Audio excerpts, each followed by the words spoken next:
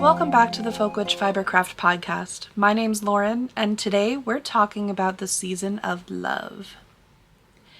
If you are a fan of folklore and superstition, you may have heard some stories, legends, myths, and all things in between regarding love and marriage. And usually, especially with some of our more medievally myths and legends, you will hear a little bit about spinning and weaving within those stories. A lot of us are familiar with things like Sleeping Beauty and Rumpelstiltskin. However, there's a plethora of amazing legends and stories that have to do with spinning and weaving. And today, we're taking a deep dive into some of those that relate to love and marriage. You know, 'tis the season, Valentine's Day is coming up, and I thought what a perfect way to discuss some of my works in progress, other than to discuss some of the cool legends and superstitions we have within the fiber arts community. So stick around, and we're going to get up to some fiber magic. If we think of a stereotypical element of fictional witchcraft, we have people going to a witch or a local village healer to, heal the parent who has fallen ill. But oftentimes, a person seeks out a witch to, grant them true love or to scorn a former lover. And in this season of Valentine's Day, I find myself often thinking about the ways that love magic is portrayed. And it brings me to fiber magic every single time. Within folklore, we have a lot of fate-oriented deities and spirits that have to do with spinning and weaving. You may be familiar with the Fates in Greek mythology that weave the tapestry of somebody's life. There are also the Norns within Norse mythology that have a similar story where they are spinning the thread that is somebody's life as well.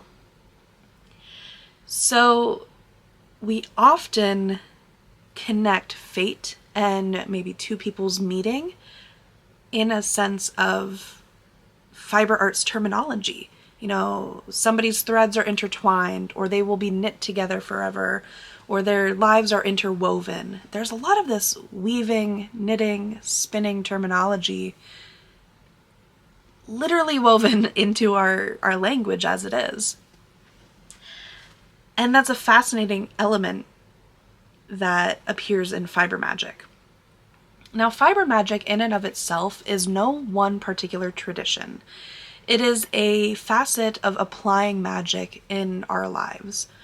So, where a kitchen witch may, use particular herbs that have correspondences for prosperity or for healing or for relieving anxiety, a fiber witch, which isn't like a super fancy title, but somebody who does fiber magic is going to function on this idea of binding or weaving in aspects to a spell. So I created a really fun spell for somebody who might need to get a little help on moving on from a breakup. And it is oriented in a way that really helps me I guess explain the crux of what fiber magic is. When we think about knitting and crochet in particular, two very common activities, we can see a really good visual representation of how fiber magic works. A denotation of a good witch is somebody who can create a spell and undo a spell as they choose. Well, for those of you who have stuck around the knitting podcast realm, we often like to talk about something called frogging, or ripping a project out, which is literally undoing the knits and the purls that we've accomplished.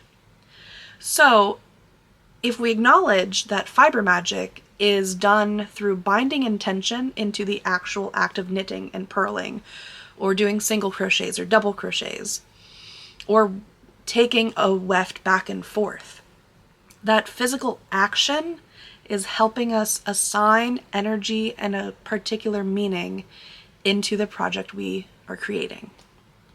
So, for instance, I found this little heart pattern. The video that I saw this from will be linked down below, but it's this cute little crochet heart.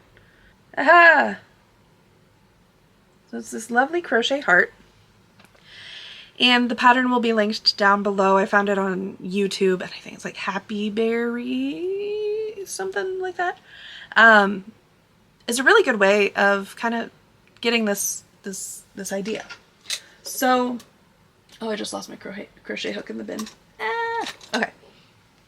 So with a crochet hook, all this pattern is making a couple single crochets and double crochets into in a chain circle. I'm not a big crochet person. I prefer to knit, but this works. So I'll just kind of work through one as I am talking about this project.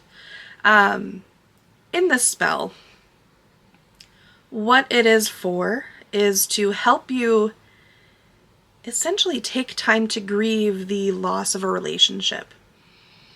When I write spell work, anything that has a chant or some kind of like verbal recitation, I really like using already written work. So I might use a song, lyric, or poetry or something like that. I'll create stuff on my own as well, but sometimes, you know, you find something that really stands out to you. So you guys can watch the pattern for yourself. It was just a free YouTube tutorial. But you start out with a little chain 4 and then connect it into a circle, little circle thing. And then you do a couple of single crochets. And the spell is written, again, to move on after a bad breakup. So what you do is, while you are crocheting this little heart, you focus really intently on the goods and the bads of the relationship you were just in. And you really sit with those feelings. Did your partner make you feel loved and seen, or were you always arguing? What did you enjoy about the relationship? What did you dislike about the relationship? Giving yourself to really sit in your emotions about how you spent your time with this other person. And that's a lot of power within magic, is sitting with the emotions that you have. You know, we have all this energy is spent on how we feel. And within a lot of magical practices, that's exactly where you draw your energy from, is how are you feeling about a scenario. Did I do 2 of those? I think that was enough. Maybe. I don't know. We'll do 1 more double crochet just for good measure. And what is happening when you create this heart or create this knit garment or project, when you are really sitting with your emotions, is that that energy goes through your body, into your hands, and then into the actual fabric that you are making.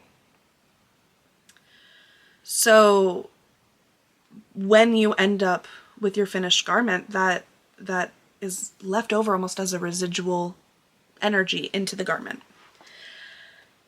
Your emotions, through resonating through your feelings on this relationship, are charging this object that you're making. Just like if you are doing a candle spell, and as you put any dressings on the candle and you're focusing on their particular intentions and meanings, you are charging the candle with your intention. So you spend some time making this crochet heart. And you're focusing on your past relationship that you're trying to move on from.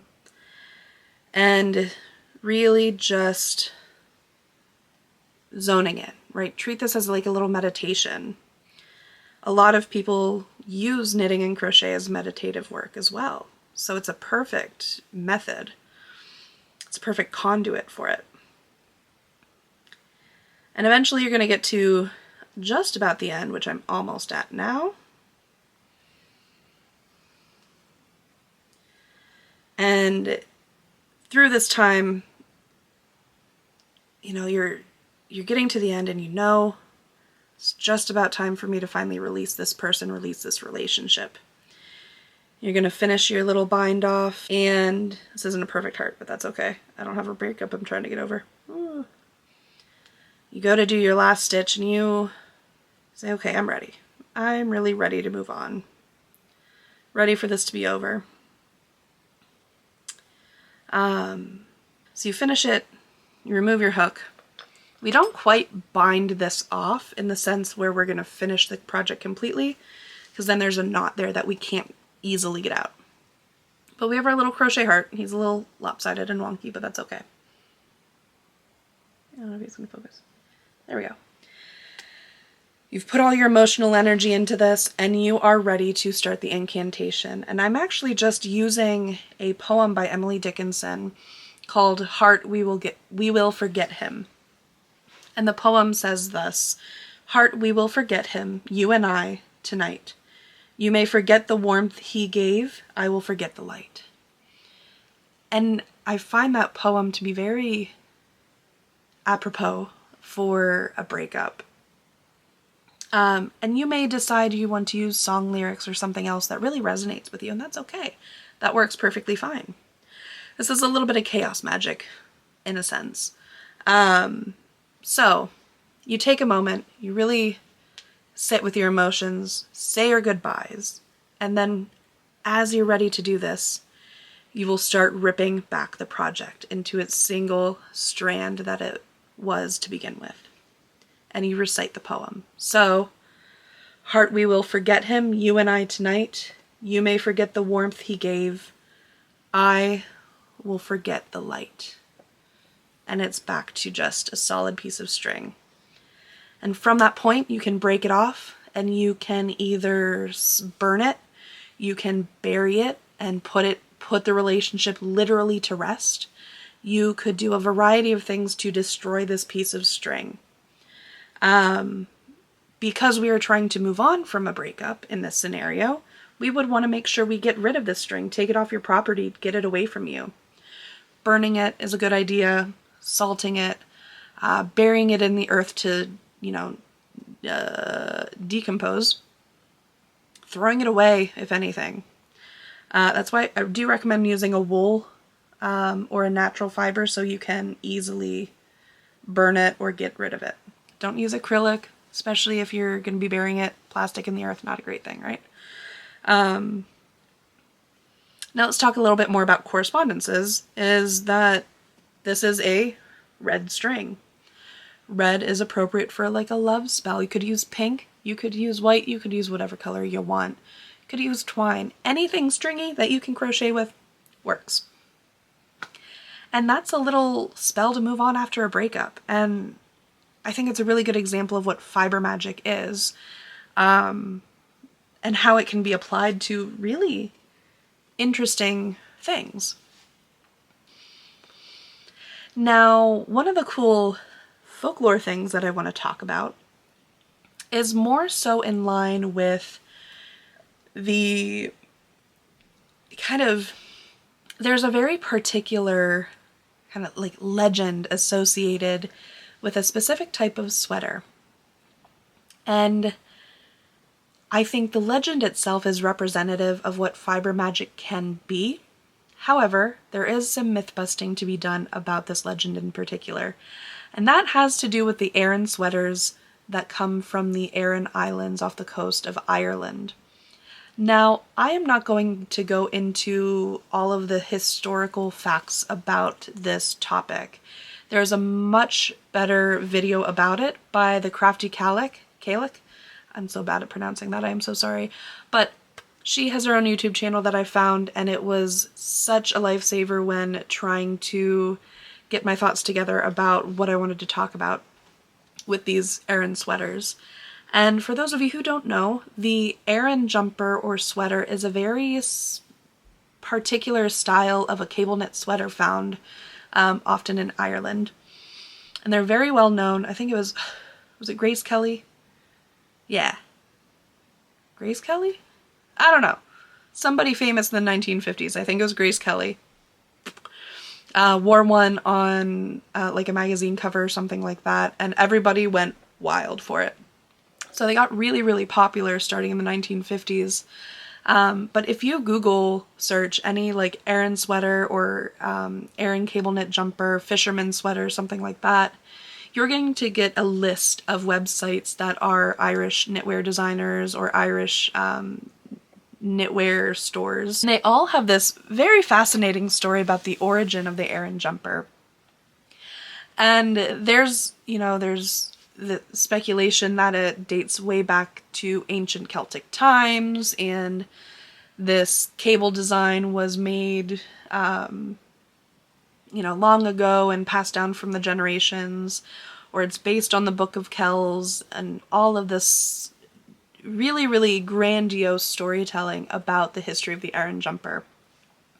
One of the more common stories is that the Aran jumpers were made kind of based on your family identity or family clan, and that the main motif kind of traced back to particular families, and they were handed down from mother to daughter through these generations. Also, the other kind of little legendy thing that gets told is each sweater was knit in particular fashions in order to help identify sailors that were lost at sea. So when their bodies would wash ashore, somebody would be able to say, oh, I know that motif design, that's from, the Flanagan clan or what have you.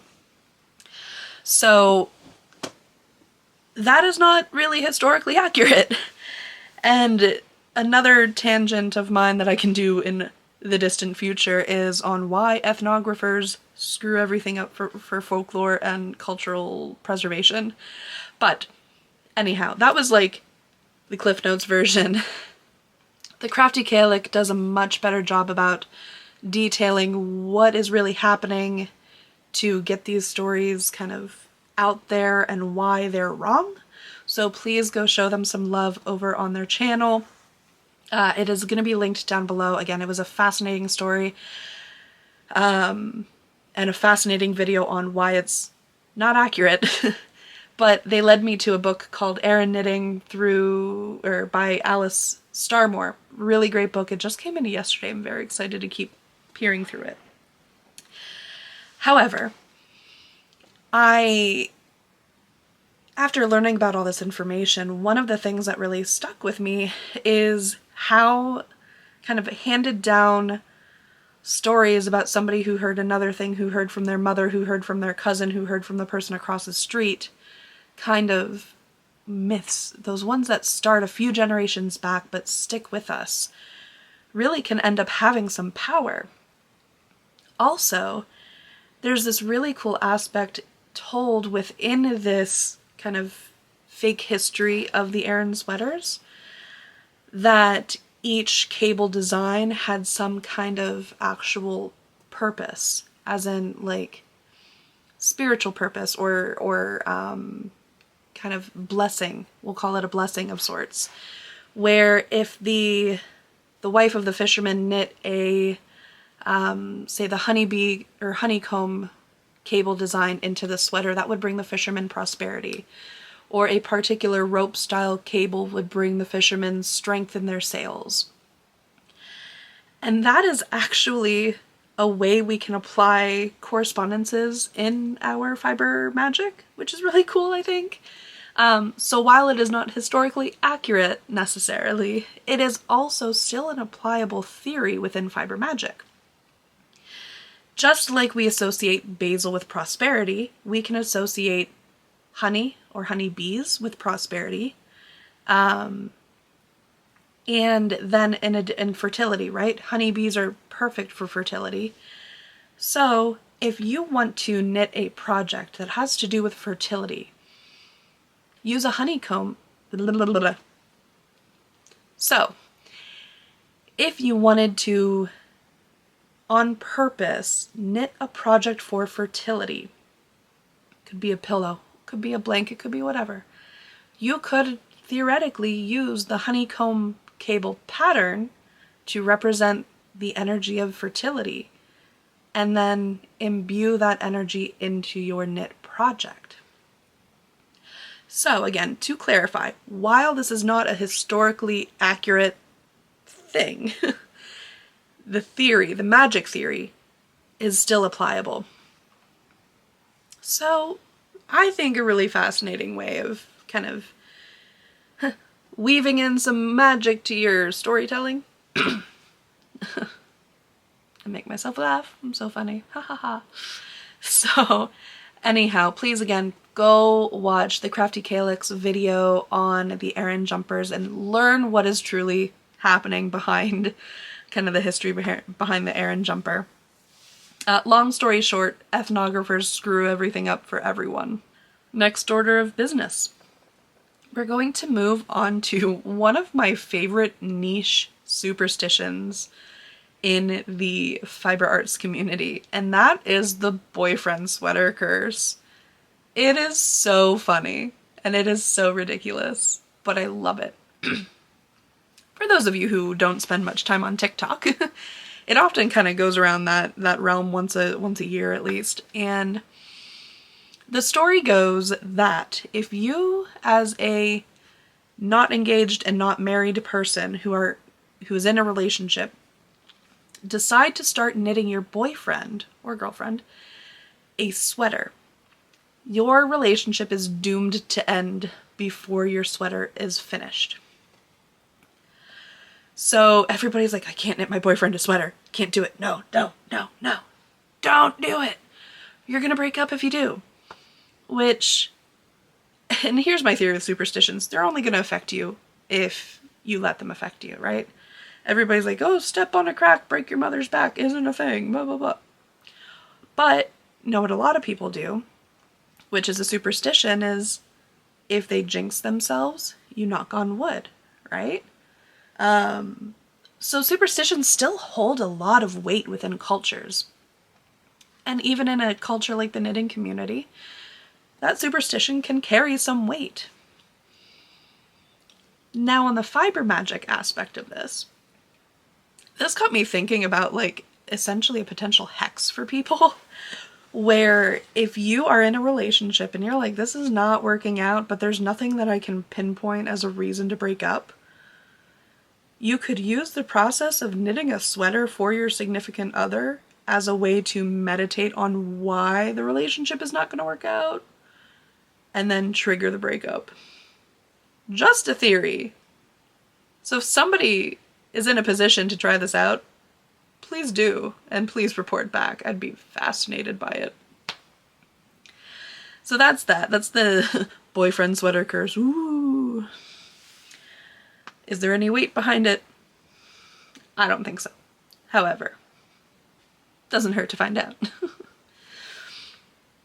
The last kind of chunk of superstition, lore, folklore, all that kind of stuff that I want to talk about is the trope in different fairy tales, in particular the Grimm brother fairy tales, regarding spindles, weaving, and spinning wheels.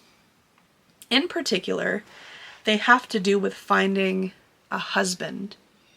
And not so much specifically about finding true love, however, very much focused on getting married. And I find that fascinating within fairy tales in general, but the one I want to focus in on is the Grimm brother fairy tale called The Spindle, the Shuttle, the Needle. And this is a particular fairy tale. This is tale number 188, if you want to, like, I don't know, look it up in particular. And if you're familiar with the Aaron Thompson Uther type grouping, which is a method of organizing the kind of tropes within fairy tales, this is type 585. And the synopsis of this fairy tale is that a girl's parents died and she is being raised by her godmother. And before her godmother dies, she leaves the girl her house, a spindle, a shuttle, and a needle so she can earn her living. And she bestows upon the girl her blessings before she passes. And then one day the king or the king's son, depends on what version you read, is going through the villages looking for a bride, and he deems that he is going to marry both the person who is both the poorest and the richest in the land.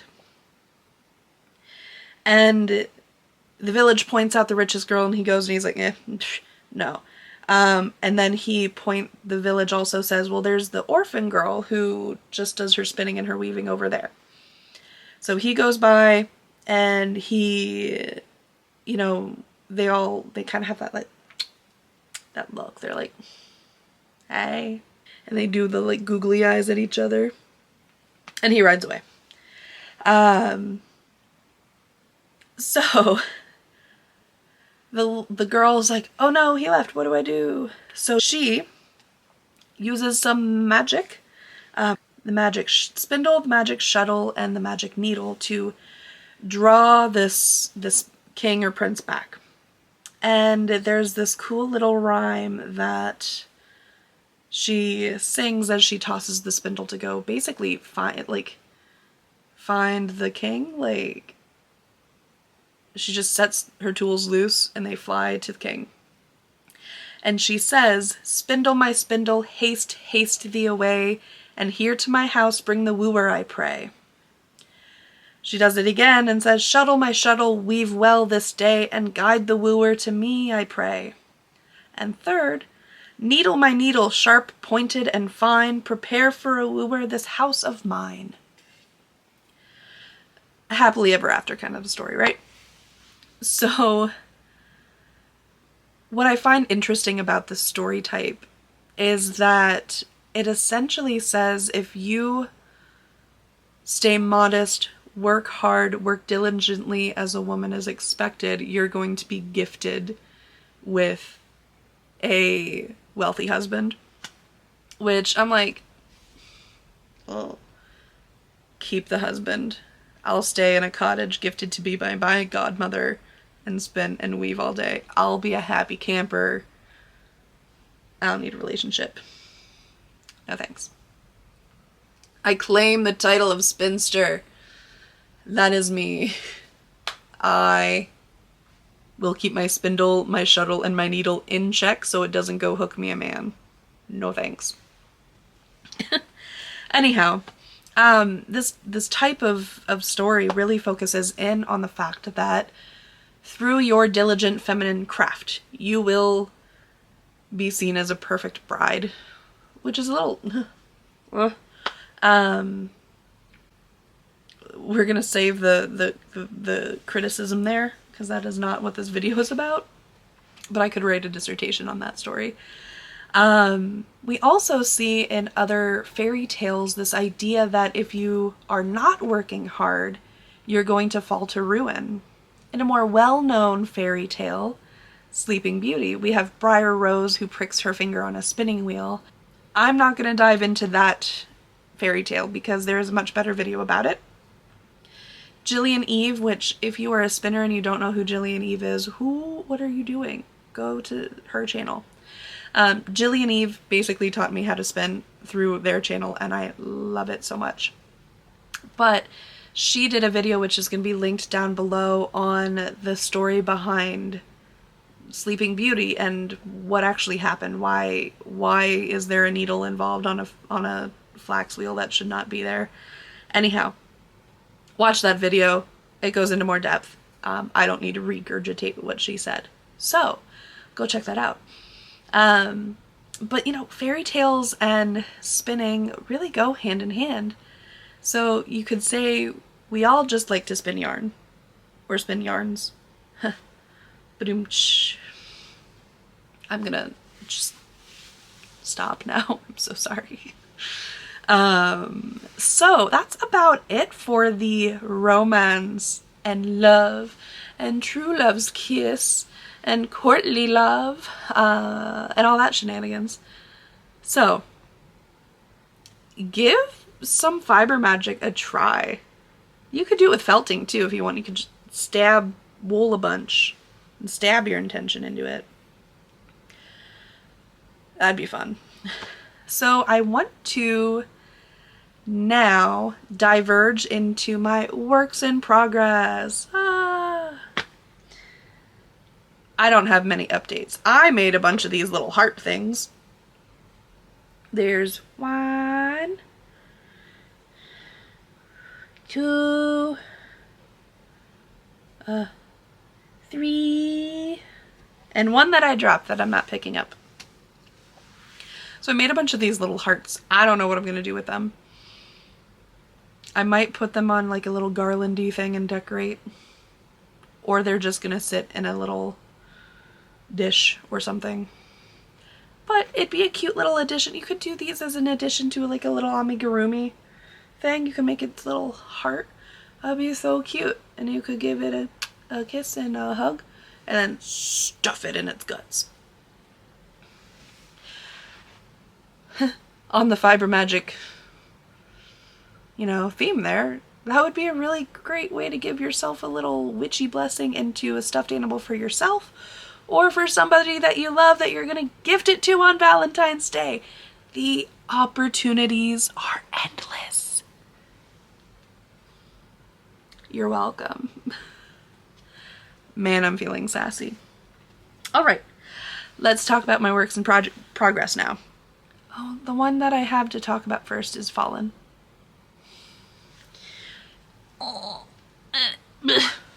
Okay. The first work in progress we're going to talk about today is my Sophie shawl. This is the one that got the most attention in the week that I had in between filming. So last time we talked, I was at this point, which is designated by my cute little blue light bulb marker, right? I have since knit from there to there. Right? You can't see it very well, but it's about this much. So 4 inches, maybe, if I'm lucky. It's about 4 repeats. So when I last talked, I still had a few more rounds of increases to do, and then I was going to end my one color and switch to the darker brown color, which I did. Very excited. So this is the Sophie shawl. Again, this is by Petite Knit, and it's going to be basically twice my height by the time it's being done, by the time it's complete. I cast this on like October 13th-ish. So I'm about halfway through now. I'm knitting it in Fisherman's wool by Lion Brand in the color Oatmeal and Nature's Brown. And I'm knitting it on a needle. These are just the Clover bamboo needles by Takumi. Or the Takumi needles by Clover, whatever way that works. And this is on a 4.5 millimeter needle, US 7.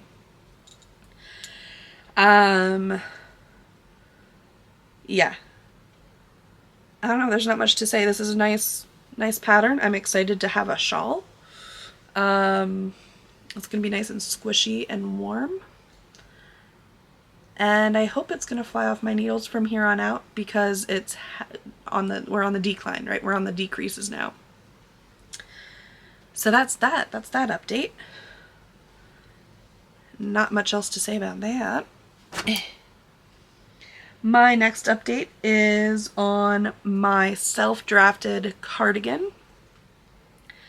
I was in the middle of trying to film some B-roll and left off in the middle of a row. So we're just going to knit and talk about this one, since it's just a black hole of knitting and I can't really show you much.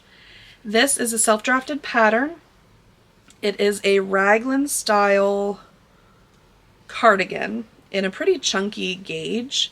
I am using Lion Brand's Hue and Me yarn, which is I think just a chunky yarn, or bulky yarn, I'm not sure which, in the colorway black, and that is held with Drops Alpaca Silk in the color black as well. And it makes just a nice, soft, cozy cardigan. And the alpaca silk takes away that like squeaky, plasticky feel of the Hue and Me, which is an acrylic wool blend. It's like an 80-20 or something like that blend. And I got just like maybe 4 or 5, not even 4 rows complete before filming this video since last time. So not that much progress, but a little bit. And that's all that matters. We are not racing to finish our knits. We are just knitting for the fun of it. We are knitting for self-care. We are knitting for meditation. I'm not knitting so I have a ton of finished objects. So that is that. I don't think I was going to find this project to be as easy as I find it now. I guess I don't want to sound like, I don't know, overzealous or cocky or something, but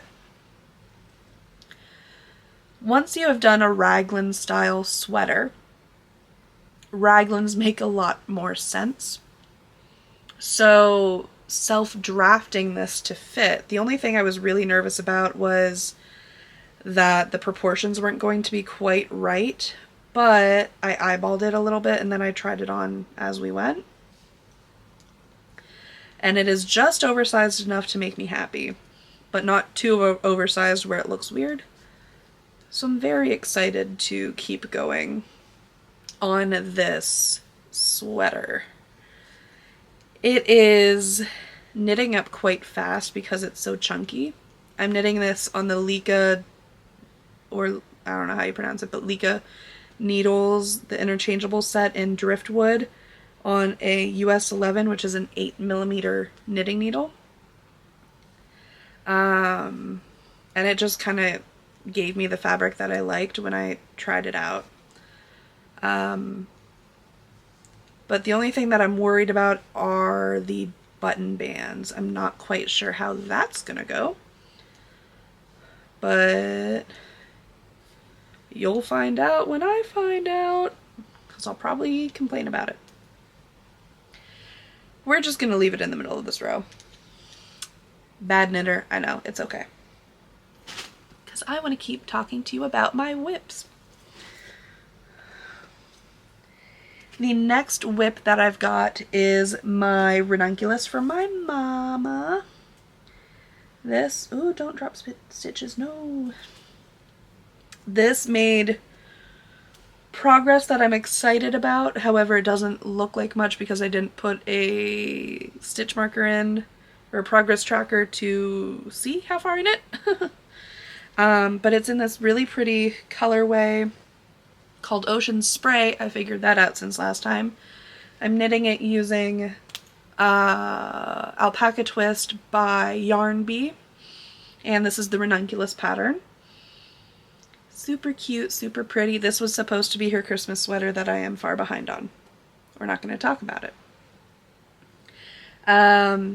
It's been a pretty easy knit. I'm getting stuck on, you know, Body Island, I guess. It's just stockinette, and it just has no end in sight right now. Once I've finished far enough that I can start the ribbing, I'll be a lot happier. I just need to spend, I think, one of the days this weekend, or this coming weekend, is just going to be spent on the Ranunculus. I don't have anything to do Saturday or Sunday. I'm going to designate like one of those 2 days as Ranunculus Day, and we're just going to powerhouse it. Once I've done that, the sleeves will not take me nearly as long. But, you know, we'll just knit a few stitches here together and take a moment to honor the space that I'm at. It's all we can do. It's not a race. There is pressure to finish it, but it is not a race, and that is okay. Let's see. I'm starting to lose my voice. The only other whip that I'm going to talk to you about today is my self-drafted vanilla sock. It's not self-drafted, it's a vanilla sock. They're going to be more of like a slipper sock situation because it's on a worsted weight yarn. I am knitting these socks in Patons Classic worsted wool. Ta-da! And this is in the colorway Heath Heather, which is a mouthful for me. So it's almost this very tint of pink taupey color. They're cute. They're probably going to go to my friend because if these do not block out to the right size, they're going to be a little bit too small for me. So my friend is going to get some socks. That's about it there. I have these fun little needle keepers, I don't know. They're little hands. Look at them. Little hand, little peace sign. Can't see it. Focus. Okay, there we go. It's so cute.